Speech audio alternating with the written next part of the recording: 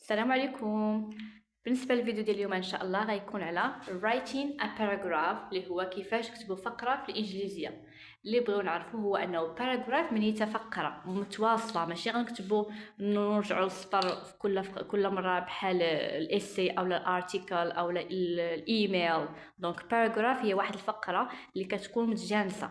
مناش كتكون هنا كتلاحظوا بلي it's like a sandwich، بحال شي ساندويتش. هذاك الفوقاني ديالو هو thesis statement، هي الجمله الاولى اللي فاش كنقراها كيخصني نفهم التوبيك ديالي، نفهم الموضوع. من بعد خاصنا 3 ديال الجمل. first مثلا الجمله الاولى اللي هي اولا غنعطي واحد الفكره معها واحد supporting idea، يعني خصني نعطي واحد الفكره مدعمه. ثانيا غندير ثانيا second for example، وخصني حداها واحد supporting idea، واحد الفكره مدعمه، واحد detail I need some details. third ثالثا، ومن بعد خاصني details.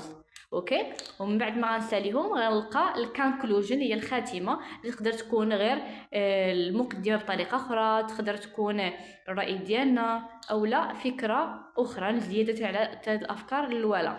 دونك هاد الباراجراف هو المثال ديال هاد الساندويتش اللي قلنا. For example, there are many reasons of dropping out of school. There are many reasons of dropping out of school.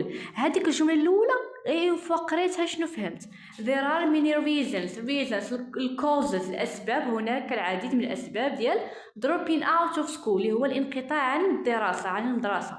دونك الهضر المدرسي. أنا فاش قريت الجملة الأولى فهمت هاد thesis statement، فهمت التوبيك ديالي الموضوع. دونك شنو خصني؟ 3 د الافكار اللي هما first second and third، اولا ثانيا وثالثا. دونك first اولا نجد we find family problems مشاكل عاديه، مشاكل عائليه like divorce. وعطيت الديتاي، عطيت واحد الفكره مدعمه مثل هاد like جاتنا مثل like divorce. second ثانيا، الفكره الثانيه شنو هي؟ دونك الساندويتش ديالنا حنا كنكملوه. الفكره الثانيه second poverty. دونك شنو المشاكل ديال الهضر المدرسي؟ كنلقاو poverty اللي هو الفقر. بحالاش خصنا نشرحوه؟ for instance، هاد for instance كتعني مثلا، بحال for instance some parents، بعض الآباء some parents don't have money. فكرة بسيطة، بعض الآباء ما عندهمش فلوس باش يشريو معدات مدرسية. don't have money to buy school equipment. داكو حاولت نكتب بأسلوب بسيط جدا.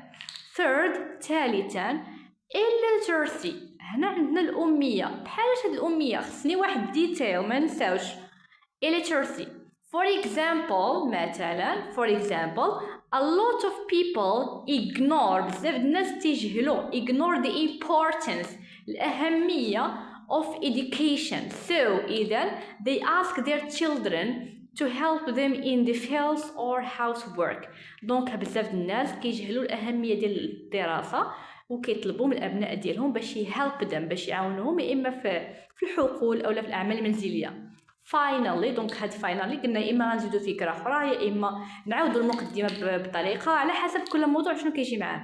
finally some students، بعض التلاميذ live far from houses، كيسكنوا بعاد على المنازل especially in rural areas، في المناطق القرويه. دونك ببساطه هذه هي writing a paragraph. خاصني واحد thesis statement، واحد الجمله الاولى اللي تكون فيها المقدمه، من بعد كنزيد عليها الفكره الاولى اللي كتكون مدعمه وبلا ما نرجع للسطر.